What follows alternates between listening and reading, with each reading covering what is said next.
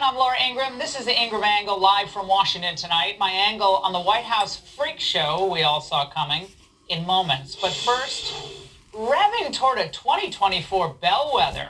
Well, you can't say he didn't try to warn him. What they're doing to the auto industry in Michigan and throughout the country is absolutely horrible and ridiculous. Biden's job-killing EV mandate has dictated that nearly 70% of all cars sold in the United States must be fully electric less than 10 years from now. Do you believe that? It's a government assassination of your jobs and of your industry. The auto industry is being assassinated. Well, it turns out Trump was right again. Just a few months after he delivered this speech, we learned that GM is now announcing they're laying off more than 1,300 workers across 2 Michigan plants. Well, what's the reason? Of course, it's related to the dreaded electric vehicle obsession of Joe Biden. The cuts are related to GM's announcement that it was delaying production of 2 all-electric pickups at the plant by a full year. But Biden, this sputtering green machine, thought he could take Trump on. He said if America invested in electric vehicles, it would drive down wages. It would destroy jobs. It would spell the end of the American automobile industry.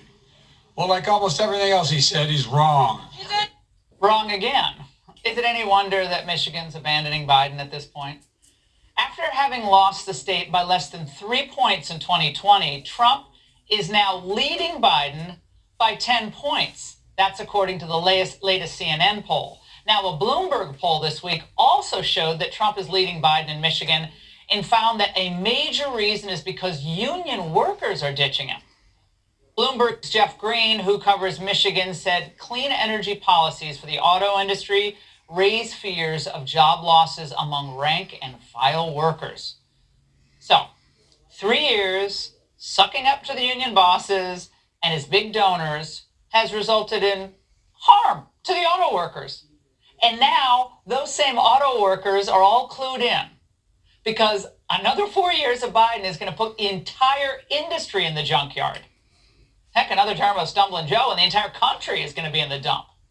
Joining me now is Newt Gingrich, former Speaker of the House and Fox News contributor.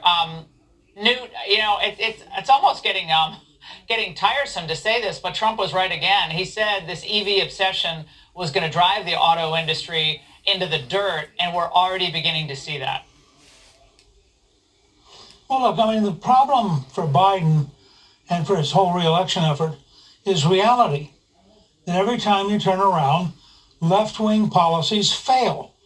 This is a perfect example. They have this crazy idea that you can somehow force the American people to buy a vehicle they don't want using technology they don't trust and systems that, in fact, at times don't work. For some people, electric vehicles may be great. For most people, they're not. And I think what you've had is the big people at the very top of these giant corporations have been coerced by the big government to decide to impose on the American people things they just don't want. And the American people's reaction is to say no. That's why I hear auto dealer after auto dealer talking about how many cars they have sitting on their lot that are electric that they literally can't move because people don't want to buy them.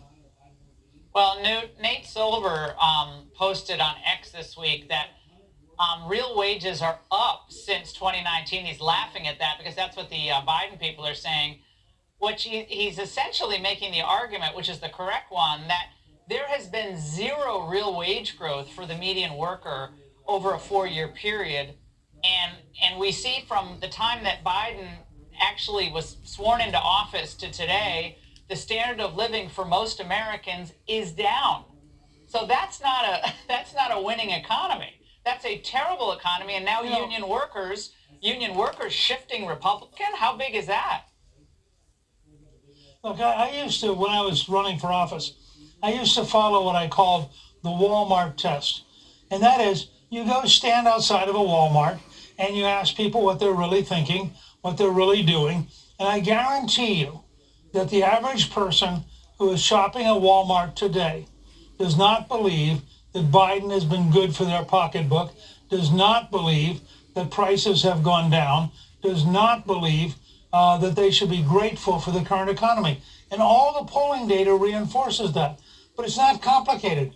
Go to your grocery store, look at the price of milk or eggs or chickens or bread. Go to your gas station. Yes, it's down a little bit from its peak, but it's way above where it was under Donald Trump. And I think what you're going to find is that on topic after topic, people are going to say to you, this is not working. And that's the number one problem for Biden. In the real world, with real people, it just ain't working. Newt, great to see you tonight. Thanks so much. All right, the Democrats' war against fossil fuel is part of its war against gas-powered cars, and the war against gas-powered cars is a war on freedom of movement. And the biggest beneficiary is, drumroll please, the Chinese Communist Party. Well, again, because of its dominance in the EV battery market, China can lower its costs indefinitely, really, and just outcompete us every time. And rather than do the logical thing, which is harness the power of America's oil and gas industries, let them go, Biden would rather cripple us and then is not worried at all about giving China the upper hand. But of course, Biden couldn't do any of this without his help that he desperately needs from his friends in corporate America. And they're just as eager to sell the country out as Biden is. Last night, this was astonishing. The U.S.-China Business Council, it already sounds bad, held its annual very glitzy gala in the swamp. And its chairman, Mark Casper, is also the CEO of Thermo Fisher Scientific. He gave everyone a pat on the back for the great China kowtow. And along with Thermo Fisher, the American companies represented here this evening have been at the forefront of China's modernization. The benefits of that progress are eminently clear and have made a profound positive impact on the Chinese people. And our goal is to further strengthen this relationship to the benefit of both countries and society overall. That's funny. That's really funny. Tell that to the millions of people who lost their jobs over the last 20 years, Mark. I'm surprised he didn't do that in Mandarin. Well, he's just one of the many CEOs, though, on this council. Boeing, Nike, JP Morgan Chase, Coca-Cola, others all sit on the China Business Council Board of Directors. And they had no problem at all giving China's ambassador to the United States a platform to scold any of us who dare object to the CCP's infiltration of our country. Some people, though, have been hyping up so-called China threats, slapping new sanctions, and forcing a China-invested agriculture company with over 50 years of presence in the United States to sell its farmland.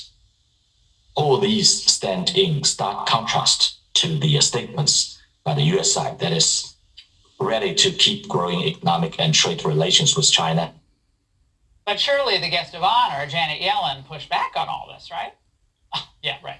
She used the opportunity to attack Trump for actually having stood up to China. The Trump administration had failed to make investments at home while also neglecting relationships with our partners and allies. It damaged our global standing and meant significant missed economic opportunities for American firms and workers. The Biden administration has course corrected. In a sense, she's right. The Biden administration has course corrected away from Trump's policies of putting America first and back to the old regime of giving China a blank check and an open border to our country. But if the polls we mentioned are correct, the course is going to be corrected again next year back to serving the American people.